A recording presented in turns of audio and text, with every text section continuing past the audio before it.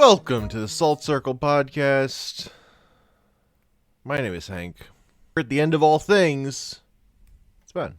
Hey, I am eternal. Hey. Call me... Nope, can't hear you. You can't hear me? The fuck you mean you can't hear me? Well, now I can hear you. Now you can hear me? Yep. Okay. Well, I I couldn't hear you and said, what the fuck do you mean you can't hear me?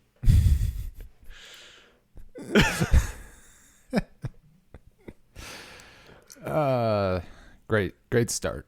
Good stuff. Mm-hmm. We did some comics a while back because comics are a thing that I can easily take in at any time, at any place, for any amount of time, very importantly. A page here, 50 pages there, whatever. And I mean, it's not. What would I call it? Like a new launch point was Hank hooked me up with the history of the Marvel universe. Yeah, because I read it and it was like, that was fucking. I fucking loved that. Oh, I don't, dude. Maybe Ben would like it. I don't know. I fucking love that the framing device is just so fucking good. It's so cool. That's the type of shit I like, you know? It's a very large cosmic scale type of thing. It's enticing, makes you think. Yeah. I think about it a lot. Mm-hmm. It's kind of sad. It's a little somber, yeah. But also, like, it's, like, hopeful at the same time. Yep. So the setup, for those who don't know, is it's Franklin Richards and Galactus just fucking vibing. At like the end of time, and at the the end of entropy or whatever, the universe is over. Yeah. Is this like a thing? Like, so Galactus was like the cycle that they're explaining is like there's a Galactus who consumes everything constantly to get energy and then like basically blows up into the new universe, and there's always a dude who like goes into that. Franklin Richards in this case goes over to that new universe and will become the next like Galactus figure or whatever is the idea. In this case, yeah. In this case, well, Galactus specifically is the last survivor of the previous iteration of the universe. But was it or whatever? Okay, I thought they set it up. There was like they didn't say it explicitly, but there was like something that implied it was sort of a similar situation. Like he was just the guy who got to go over or whatever. It was a different circumstance, but like it felt like a cyclical thing. Sort of. Yeah. It's fucking cool either way. And they're just like chilling. And Franklin is like, tell me a story. Galactus. Yep. Tell me everything. And he does. He explains like the entire Marvel comic timeline. History of Marvel Comics, which, to the benefit of this comic, is mostly not retconned all to hell and is mostly linear. Like there's definitely are retcons things in here, yeah, but it's not as bad as DC is. Yeah, no, I kind of was wondering about that, right? Because I don't fucking know. Half this shit could be like eternal, and the other half could just be absolute bunk at this point. I don't know.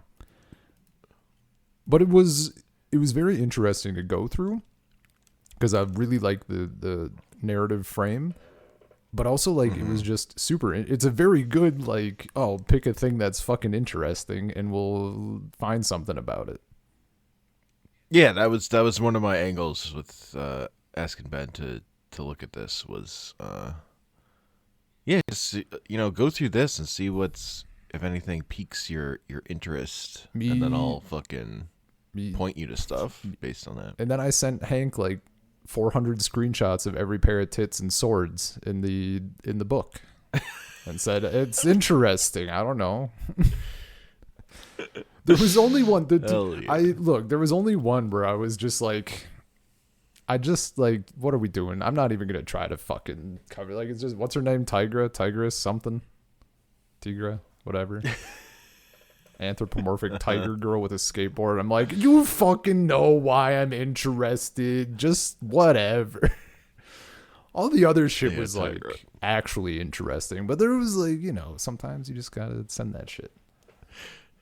Hey, you want to know about the Goblin Queen because of her personality. I mean, I do. Look, you just love goblins. That would be less enticing if you hadn't made Goblin King a character in my brain. Like, that's your fault, man. No, there was like a lot of shit that I was like, oh, this is cool. Like, who's this? What's that? What's going on? And then Hank got to go figure shit out. Oh, it was so fun for me to just like fucking deep dive on shit. Yeah. Particularly like some of the stuff I didn't know that much about. Like looking into the first appearance of Valkyrie, which is fucking hilarious. Because she's not even like a real character. She's like a persona that the Enchantress puts on. Yeah. Like, but she's so popular and fun to write that she becomes a character later. Like, see, I kind of like, I want to do, that's one I want to do up. Yeah. I will. It's just like, go. Like a writer in the 70s heard the phrase male chauvinist pigs and was like, that's the greatest sentence anyone's ever said. Gotta put that on a comic book. Hell yeah, dude. You kidding me?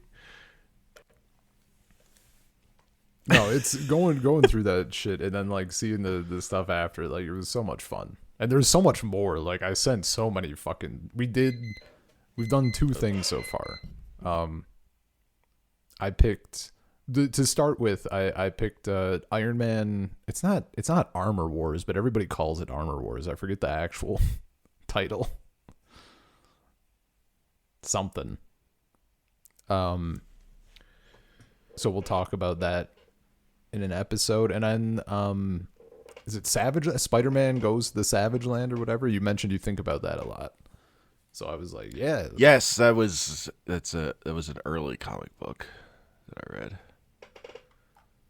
Yeah, I'm excited. I mean, they stuck in my mind far more than Star Wars Visions did. So, like, hell I read those way before doing Star Wars Visions, and they're like pretty locked in. Nice. Except for like names, but like the visuals are there, which is what's important.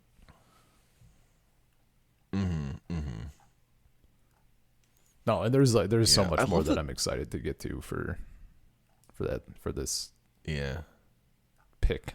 And I just love the art in this. Oh, it's really so good. I actually this was the first time in a hot minute that I've been like reading on. It was a bit of a whiff reading on mobile because there were so many good spreads. Mm-hmm. And like, there's been times where like you miss a bit of the spread and it's like, oh, that sucks. But there were just so fucking many in this that I'm like, man, come on. Maybe one little comic book, maybe just one comic book physically wouldn't hurt. It doesn't need a bookshelf. It can lay down somewhere. Lay down on the floor. Take a little nap. It can be on the bed. It can be under the pillow. Put it up on top of the cabinets. Dusty. Forget about that shit up there. Just get it a sleeve. Put it in a little plastic bag. A sleeve. I'll get it slabbed and graded. I mean, that exists for comic books. It's true. I know it. Oh, I should get my Beowulf comic slabbed and graded. Nice hot 3.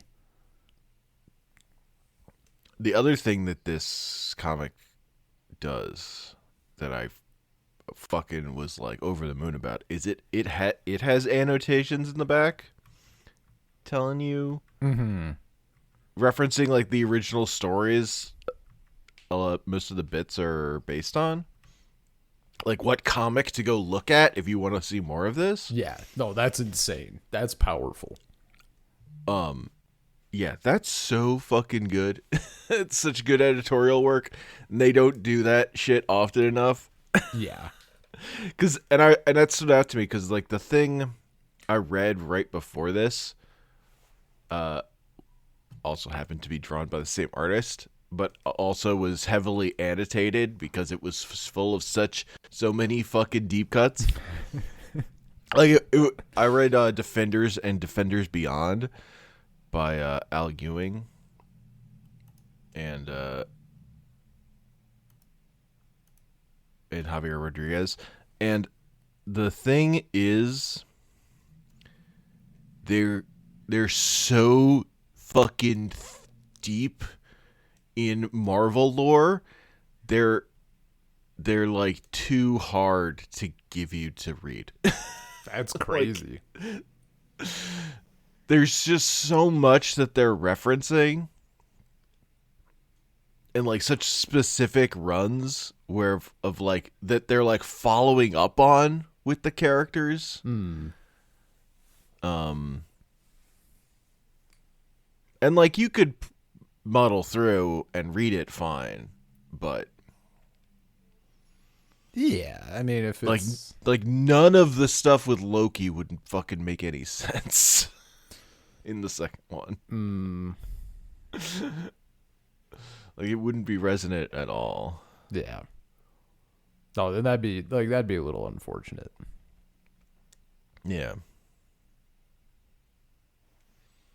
I don't mind it's just rough. Whereas this is like I've then read this and was like, oh, this I can point you to. This is I feel like material. anybody could. Yeah. Pretty much anybody, because it's just it's like it's a great launch point, really. And I think it's a better one than the comic book I read when I was younger, Earth X, that also it's like that's the comic that's like the Marvel version of Kingdom Come, but it's only the character designs were done by Alex Ross. The art is done by someone different. Right. And it has these long like text written introductions between the two frame characters, which is the Machine Man and the Watcher. And the Machine Man is looking at Earth because the Watcher has become blind, so he can't see anything. So like the Watcher knows all the history, but can't see what's happening currently. So Machine Man is then telling him what's happening in the moment. Nice. On Earth.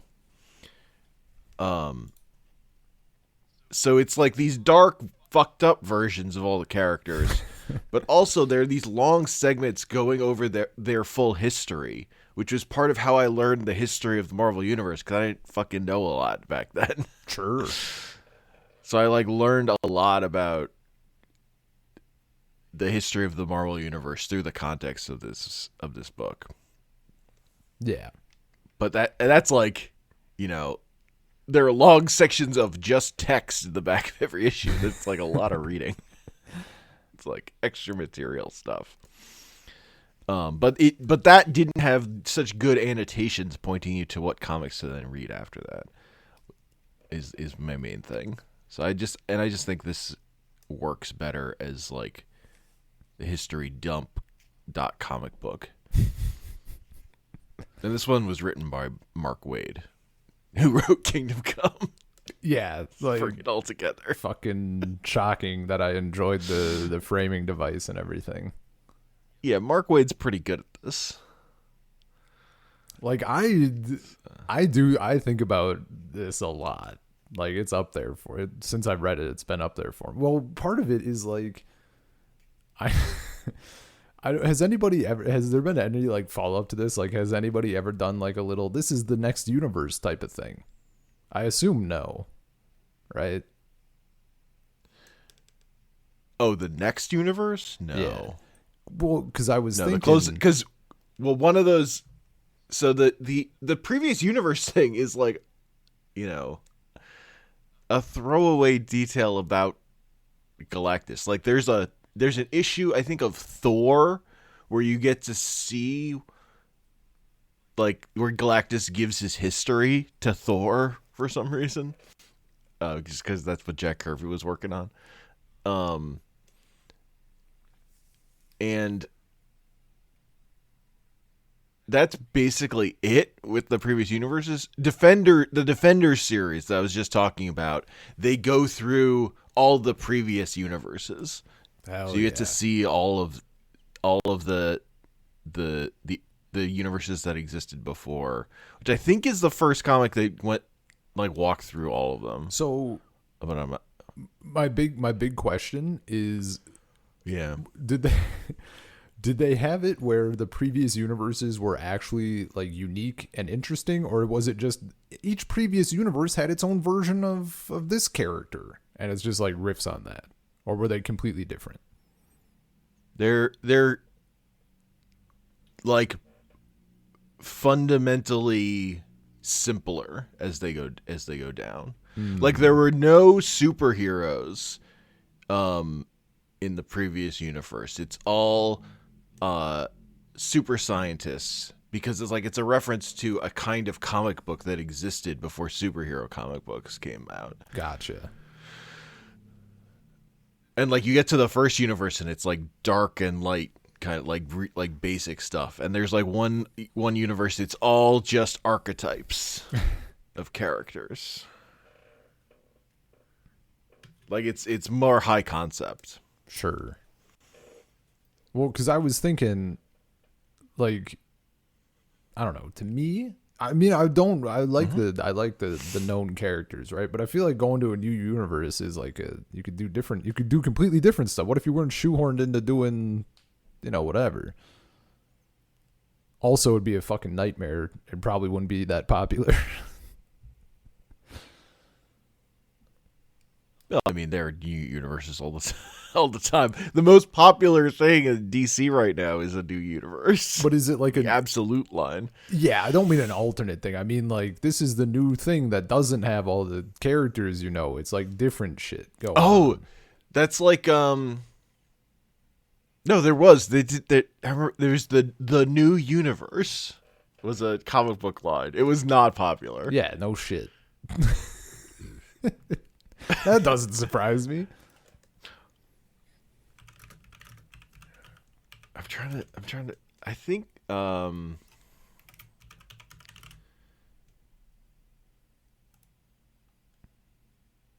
it was in 86 they did the new universe.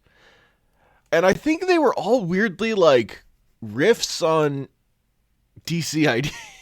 I think a lot of them were riffs on DC ideas. But yeah, for Marvel's 25th anniversary, they made up a new world with new continuity in a it was a more realistic setting. Well, that's stupid. Don't do that. I don't want that.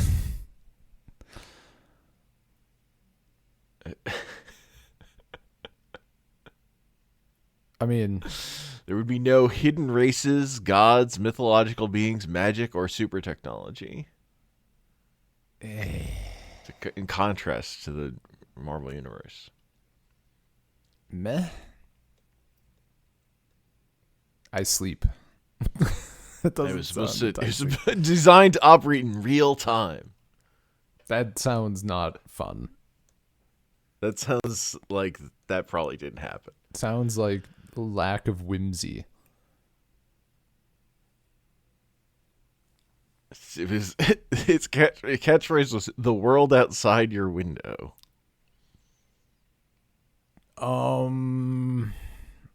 If it's a film, yeah, hit me with it. I love boring, do nothing films. If it's a comic, no. I don't really want to read that. How about Kickers Inc., a group of heroes for hire that are all former pro football players?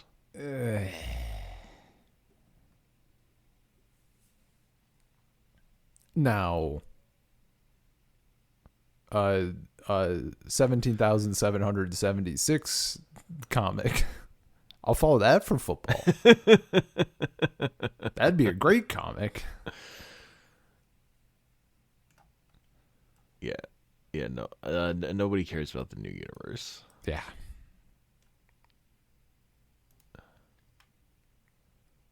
Does Marvel do But like I just want to say they did do it. It has been a thing that they've done. Yeah. I mean, I feel like there was also some line of like Jack Kirby reimagines this shit, the DC universe or whatever, and now it's all sucks and it's boring. And it's questionable how much Stan Lee actually worked on this. yeah. No, I guess my want would be, I think it'd be cool to do like the next universe, and then you get like Franklin Richards as the through line or whatever. Mm-hmm. But I wouldn't want it to just be like alternate versions of known characters. Maybe like one. Yeah. Maybe you do that like very sparingly to make it hit. But if it's just like an alternate universe, then that's boring. Like just do an alternate universe, then don't do the next iteration or whatever. Yeah. I feel like you can get a lot of that just by doing it in like the future. Yeah, sure, that too. Like Spider-Man 2099, where it's like, you know, there's Spider-Man 2099. He's a new character, but Doctor Doom is still Doctor Doom. Doom 2099 Doom is just Doom in the future. That's the good, that kind of thing. That's the good shit. Man, I think I think I screenshot it. Like they have the thing with Doom putting on the mask. Mm-hmm. So fucking good. It's just such a good shot. Yeah, that shot is taken from one of the pages I pulled up near the end on the Doom list in the doc. It's from John Byrne's Fantastic Four run. Yeah. I'm always in the mood for Doctor Doom. The idea that like his face was not actually that fucked up until he put the red hot fucking Doom mask on his face, that really fucked it up. Yeah, man. It's so fucking good. It's so funny. That he just had like a minor cosmetic injury to his face before that. That's a funny idea. He made it much worse himself. Yeah. It's so good though. It's so fucking funny. Mm-hmm. I'm horribly disfigured. It's like a little jagged line. Mm-hmm. Yeah. Yeah, I didn't elaborate on any of the Dooms. I like wrote little paragraphs about all the things Ben did it, and then for Doom, I was just like, Ben is like, I'm down for Doom. I was just like, Doom downs for no one. Just grabbed a bunch of pages.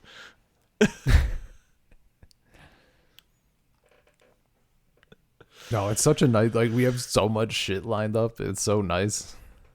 Just there, just waiting. Yeah, man. I've read a lot of comic books. Well, and there are a lot of other ones I haven't read. I was gonna say, like, part of the fun is if there's like some stuff that we can check out, even if it ends up being a little mid. It's fun breaking new ground sometimes. Hell yeah. I still think about I think a lot about Doctor Doom and what is it, the Masters of Evil? Uh-huh. Fuck. Like possibly the best example of a great payoff, like in my brain.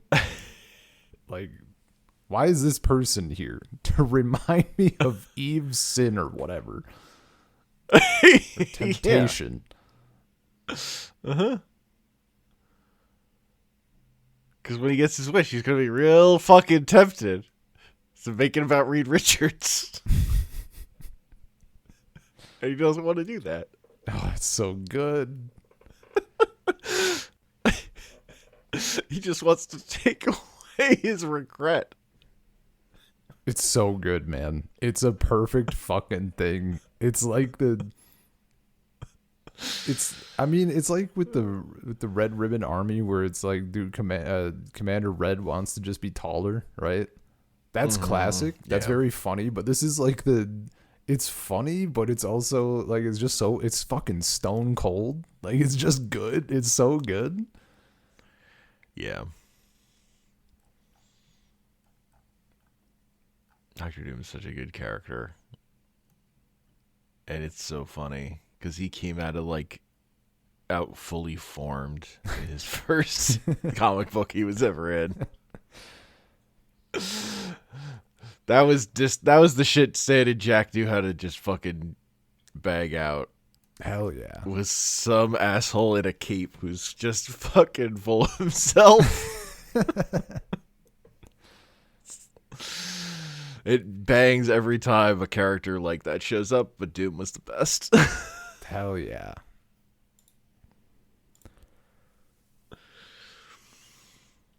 Oh.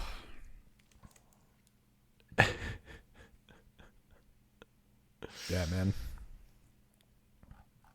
I don't know if I have more on Marvel history. We're also going to be doing DC history. Just FYI. But we're doing, because there's the older one and there's the newer one, right? Yeah, there are two. Yeah, I still need to go through I've done the older one. I need to go through the newer one.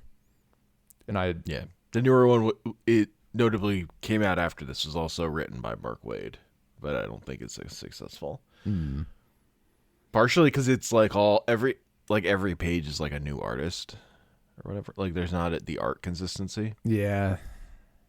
It's like, I don't know. It's kind of cool in its own way, but yeah, having a nice consistent thing is very good. And also for me, it's like the weird continuity of the DC universe is so in full view to me. So I don't know if that'll even that might all go over your head. So I don't know. Yeah, I'll say for reading the old one, I think I didn't send you the screenshots because I'm just gonna send them all at once with like the DC stuff. But I think I only took like a few. Shit was not grabbing me nearly as much. No. But we'll get there. It like going through that, which I didn't even know existed. Until after I read this, I was like, did they ever do this? I'm like, oh, those guys fucking did it. Like right after Infinite Crisis. Perez and Wolfman.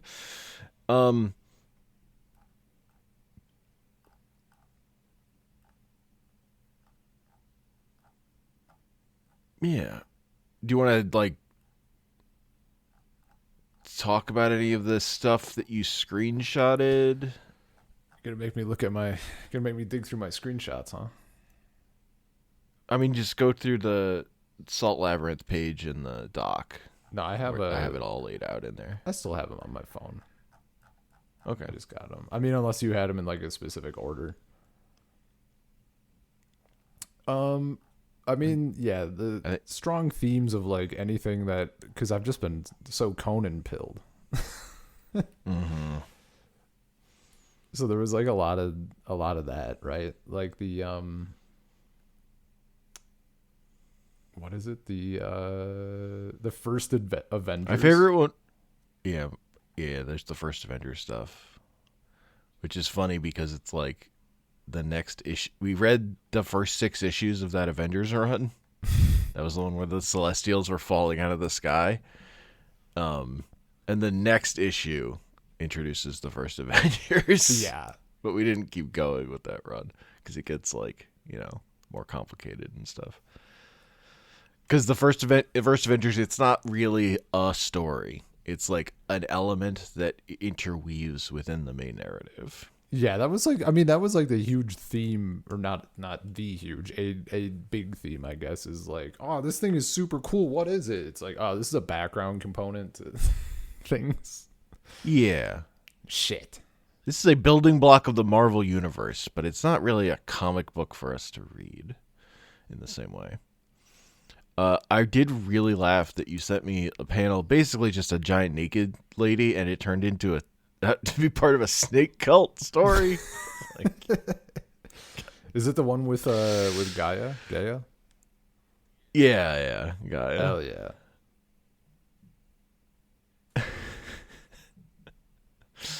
Look, man. There was like a saga of the Serpent Crown that ran through a bunch of annuals one year. So good. Giant literally a crown made of snakes. Fuck yeah, we're back.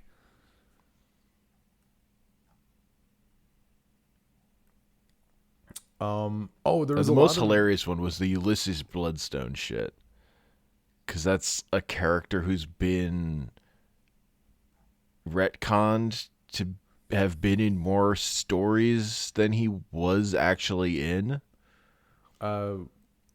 Which guy is that?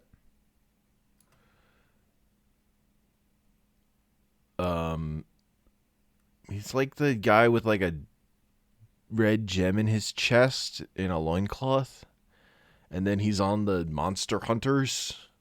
The Monster Hunters. Right. Oh, right, yeah. right. This guy. Yeah, and the Monster Hunters are a continuity thing they did, I guess, in the 90s, where they like tried to incorporate all of the weird standalone, this is a monster comic, like here's a comic book and there's a big monster in it, which is what Marvel was doing before they stumbled into superheroes. So like to make those part of the Marvel universe, they like incorporated and made up like this fake team that were like, they were always going on these adventures. So it's like that guy who's unnamed or whatever is supposed to be Ulysses Bloodstone or whatever. So like I was looking up like in like a deep wiki that was like, is Ulysses Bloodstone in this? It's like, technically this is Ulysses Bloodstone. Was it Ulysses Bloodstone in the comic book at the time? No. Yeah. Ulysses Bloodstone was in like 2 comic books, plus he was the ongoing backup in a black and white Hulk magazine for a while. No, there's I mean, I just like the immortality is such a cool concept. It's such a cool thing when it's done well, and it's just never done well. Is the problem. There's like a few times. Fucking what's his name? Vandal Savage? Is that his name? Yeah. Like that shit where we go to see him in the future and he's just like, yeah, I fucked up. Yeah, that lunch episode is unreal good. It's incredible. Like I love that shit. I killed Green Lantern right here. It's so good, man. So like my dream, like the ideal is I take a picture of, you know, it says immortality manifested twice in relatively short order in Central Europe with a superhuman named Celine Gallio, one of Earth's first mutants. Ideally, there'd just be a fucking run of this immortal woman and her deal, but I don't think there is. Probably. I don't recall there being one. Celine Gallio. I don't think I looked her up because you didn't mention her in your text. I was probably like, I've sent Hank so many fucking scantily clad or naked women. I need to like ease up. You're like, no, I care about the guy. I care about the guy. I mean, I do also. He has a big gem in his chest. And like, again, very Conan pilled. Yeah. Also, the fact that his shtick, the thing that's listed is and 7,000. This is on the same page. And 7,000 years later in Scandinavia, where a hunter tried to save his tribe from an unearthly crystal by shattering it. Fucking peak. This thing is glowing and weird, and I need to save my tribe. I'm gonna fucking break it. 10 out of 10. Hell yeah. I could. Okay. No, I've read a comic where, I read X-Men comic where Selene was the main villain. I mean, I figured she's a villain. She was very evil-ish vibes. Yeah. Or what's this? Other media. Appears in Wolverine and the X-Men. We gotta watch Wolverine and the X-Men.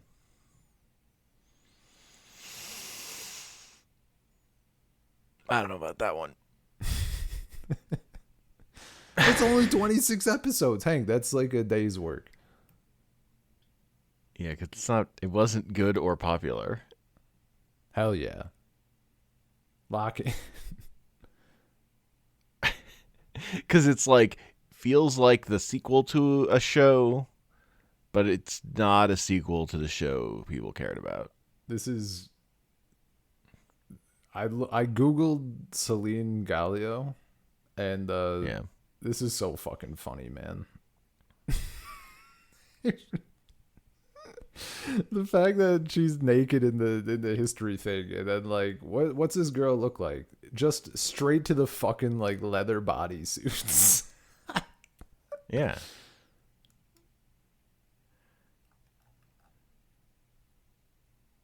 Incredible. Wow, her older Goth design queen. was actually more scandalous. Oh, she's wearing a big hat in this picture. Anyway. The other thing that I liked, I don't think there was as much of it, but one that I do want to check out, I forget if you mentioned it was good or if you mentioned anything about it, but I fucking love the idea of Thor getting sent to Earth and then like he's just, his memory is stripped from him and all that. That's like it kind of hits the fish out of water note that I like, right? Yeah. That was Thor's original deal. Yeah, that's cool. I like that. I don't know if it's good. And eventually the other writers were like, what if he were just Thor all the time? He didn't have a secret identity. Yeah. No, that's, or like there's one specific run in like the late 90s where they gave him a new secret identity. It's kind of a throwback. But even in that run, like they kind of get bored of it. The writer kind of gets bored of it eventually. It's like, yeah, this is being a normal guy thing. It's a real pain in the ass. Yeah. Also, it seemed like this guy sucked. It's weird. They made some weird choices in the story, but or like I'm looking at Shauna O'Hara, an animal caregiver who had turned her back on the modern world in exchange for a life in the savage land. Like that's super enticing to me because she's in a loincloth, like they got my ass, but that's also pretty close to some of the, like for Warlord. I mean, he accidentally ends up in wherever the hell, and he just ends up liking it or whatever. Like he just basically realizes that, yeah, going around like with a sword and a fucking pistol that might as well be magic, kind of fucking rules. Like, I don't know. That's a cool, like going from the modern world to the savage world is an enticing thing. It's I just want to read Marvel Isekai, man. Give me the comic that's just that time I turned my back on the modern world to live a life in the savage land. beating up poachers, just like Android 17. Hell yeah, man. Dude, that's even better.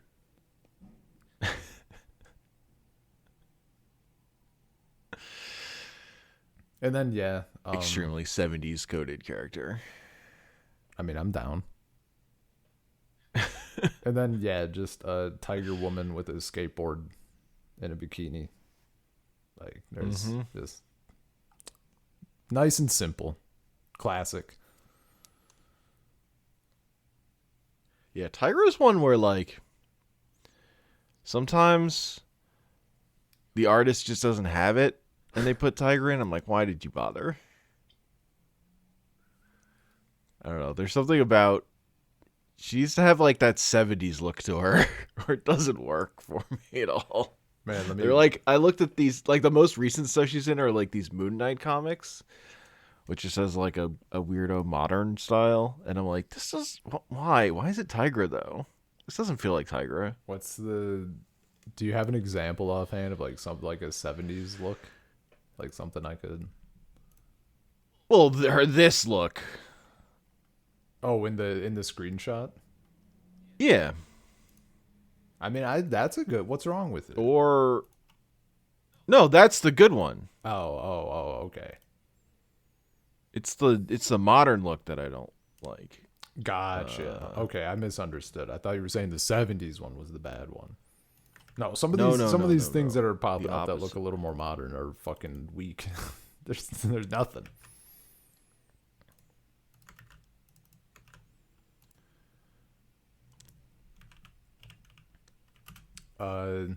We did.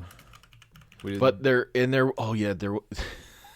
I did read in Avengers Academy, which is about teaching this group of young superpowered people how to be heroes. A comic book. She is a teacher in that, and she is just hanging out in a bikini the whole time. Hell yeah.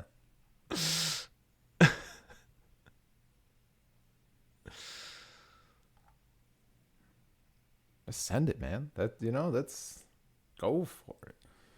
Yeah. I just think you got to give her the big hair. Oh, what are you doing? Yeah, totally. 100%. Like this is what when I say I don't like the modern stuff, like I mean stuff like this. Here. Oh, that's dog shit, bro. What's the point? Yeah, you give her generic hair. I'm like, what are you doing? I mean, generic hair, but also like she needs to be orange. Where's the fucking? Why is she white? Yeah.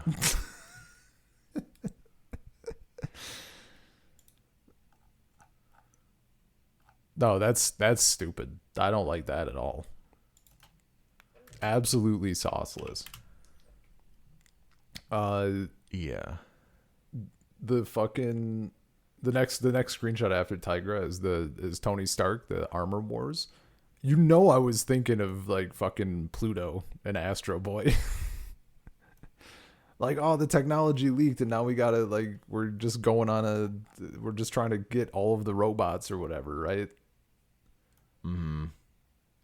And it didn't really end up being as much that as I wanted, but spoiler alert, I was pretty happy with that. Hell yeah. That read. Yeah. The funniest thing is that it's not Armor Wars. Armor Wars was not what that story was called. But that's what it is, though. Then they made Armor Wars 2. Armor Wars was a thing they called it in like a piece of marketing. Hell yeah. The story was actually called Stark Wars. Yeah, that's right. Which maybe is a little too close to Star Wars. Yeah, got to be careful with that shit. It's maybe also why that happened. Yeah. We had the. It also just makes me think like, man, Star Wars was so powerful. People were just calling things wars when they were not a plural number of wars. Well, yeah. Secret Wars. Star Wars all about that stuff. Oh, look, my next screenshots are of the DC stuff. I took 9 screenshots. No, you sent me more than that though. No, of the of screenshots from Marvel. Yeah. Are these just not all in here? I had the Hulk one. I had the Valkyrie one. You skipped Phoenix. You didn't. Where's Phoenix? You skipped the Goblin Queen. Well, because we mentioned Goblin Queen. Sure. We didn't mention Phoenix. I also do think it's very. I think the trope is very fucking funny. It's also like pretty sexist, I guess, at the end of the day.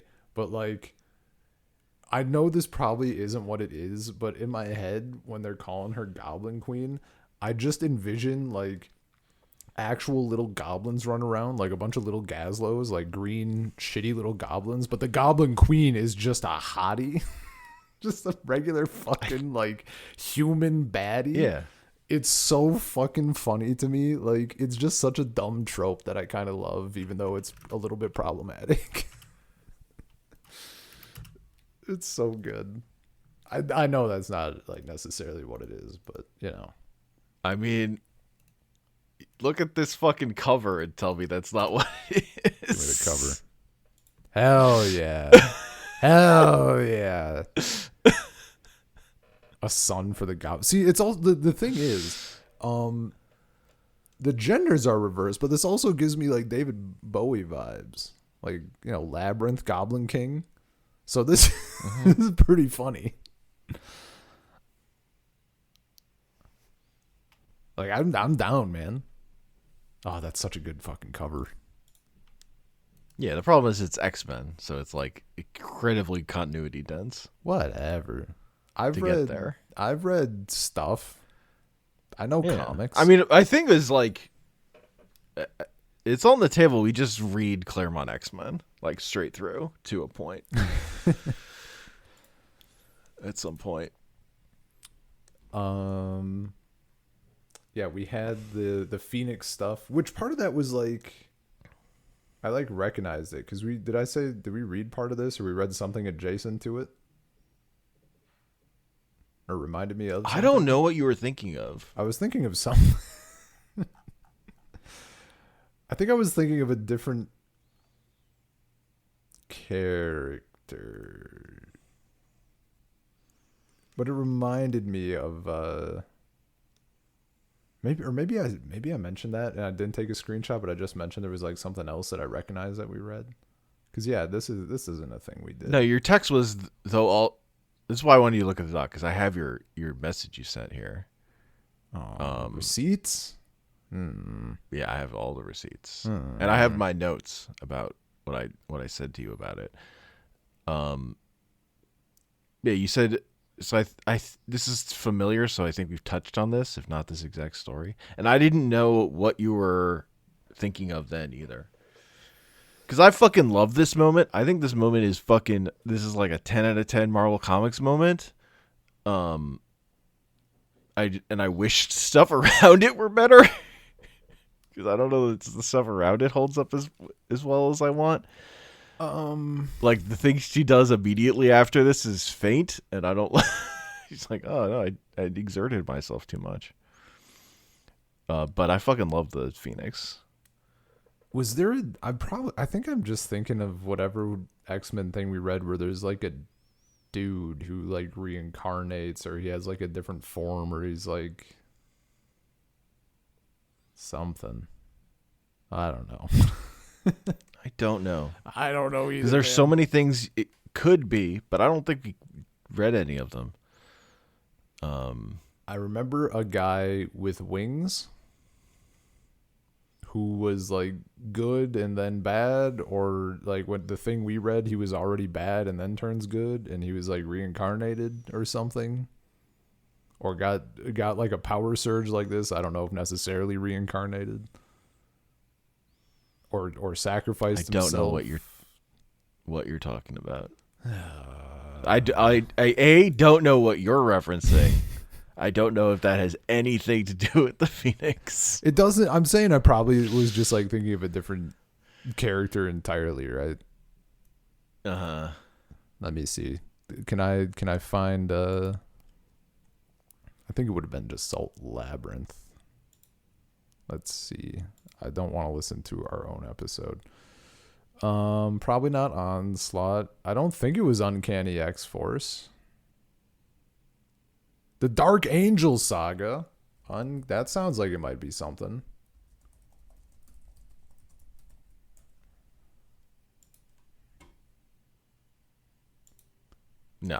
Did this Dark Angel dude turn gold at any point or white?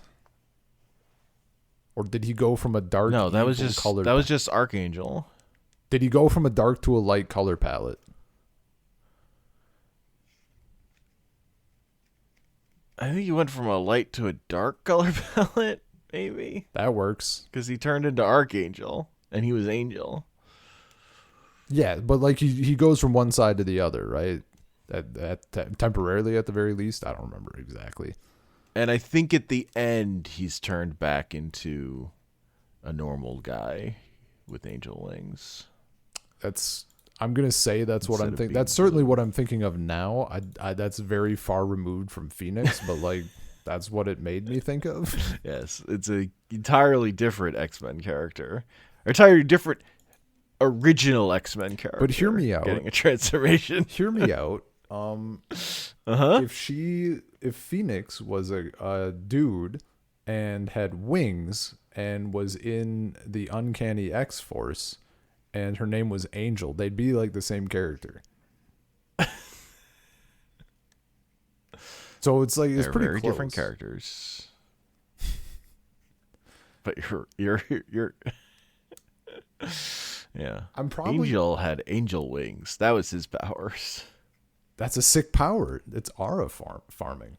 I think I'm probably also like thinking of something else for somebody's. I'm probably like mixing together that sort of like transformation thing, or like turn, the switch or whatever with like another thing where someone sacrificed themselves or something, and then I'm just like combining that, and that's why it's reminding me. I don't know. Yeah, I don't know. Or the color palette just hit, and I don't even remember where that would be from, but or the shot or something. Or I am a little bit biased and all X-Men comics just look alike. I don't know. It's true. Next thing you're going to tell me is that's not Storm in the upper left of the screenshot you sent me. Well, no, that's clearly some other lady. That's clearly Storm, but I'm wondering who the lady with a mohawk is a few pictures later. Like, what's her deal? Tell me more.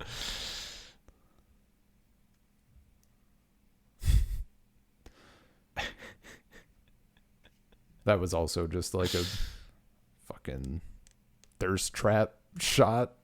Actually, you know what? Looking at this, I don't think I honed in. I think when I sent this shot of all the ladies to you, I was like, this is just fucking like girls' night Marvel power or whatever. Like, it's just fucking sick. Yeah. First off, I mean, I like all of this. I'm going to go, so right under Storm, right between Storm's hips and like the fist coming out of the side of the image, there is someone who looks like Naruto. That's very funny. I don't know which one you're talking about that looks like Naruto. I just said the one that's like the little face that's between the purple fist on the right side of the image and the Storm. Oh, looks like Naruto, man. Am I wrong? I believe that is Rachel Summers, who is also a Phoenix. But it looks like Naruto. Like, you see where I'm coming from, right? Yeah, she has the lines on her face. Yeah, Naruto. I didn't focus a lot on this picture, but now that I'm actually looking at it, I kind of want to know more about this fucking disco chick, because that's just fucking sick. Dazzler. That's awesome. Is she in shit? Like, is there like stuff with her? She's in the X-Men arcade game. She was in Pride of the X-Men. like to a reasonable extent. She had a different character design. I mean, this design is fucking rad. The disco ball roller skates, the chromed out outfit. It's so good, dude. Yeah. Yeah, this is what this character looked like. She looked very different in Pride of the X-Men. This was Dazzler in Pride of the X-Men. That's fine. That's okay. I probably like that design without having seen this one, but like, talk about an upgrade. Yeah. That's fucking, see, that shot is sick. That's really good. Yeah.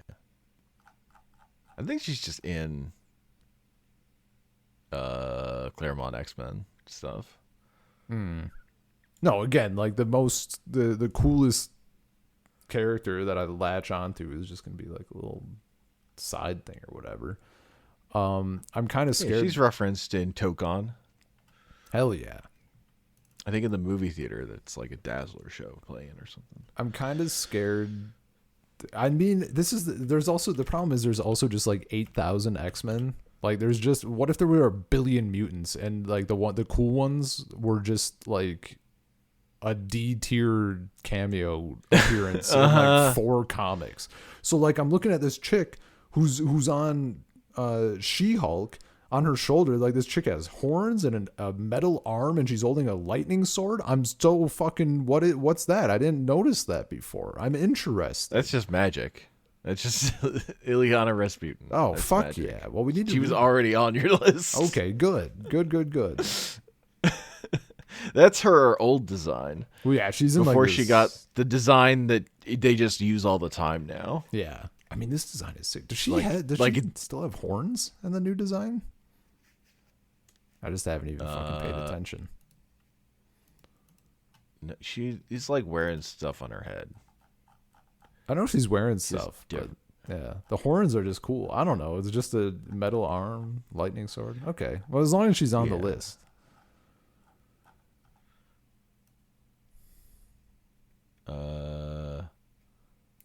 No, she does not have horns. She can. The thing is, she can grow horns. She just becomes a demon. Hell yeah! Well, that I know because I played Marvel Rivals. Yeah, she was in hell for a while. Yeah, it happens.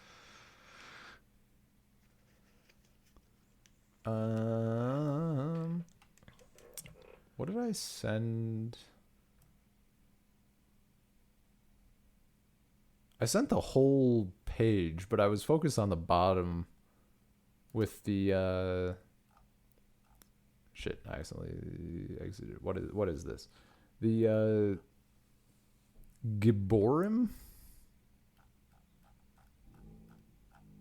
Requiring mortal acolytes to serve them on Earth. Promise 6 of them a surviving place in the future world that they would create if they swore fealty.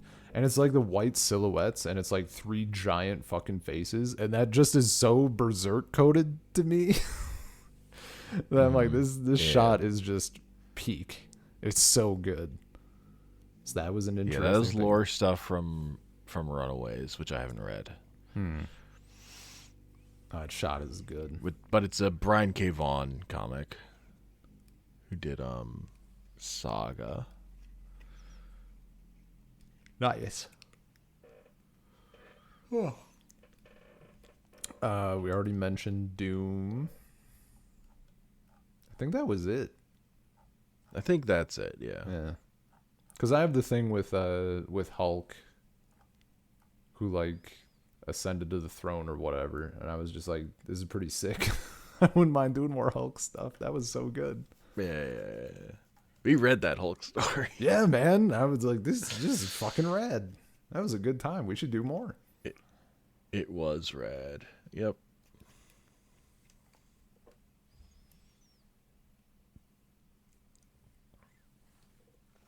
Yeah, and we will do more. But I think that's a podcast. Yeah. saltcirclepodcast gmail.com, saltcirclepod.bsky.social, youtube.com/@saltcircle, our podcast platforms, Salt Circle Podcast. I'm on Bluesky at comicpanels.bsky.social, and I'm on YouTube at I'm3Homer. I'm on YouTube at Drathius. Hopefully we'll upload things at some point. Maybe. That's too much to ask. Uploading? Can't promise Impossible. things. That means I have to record.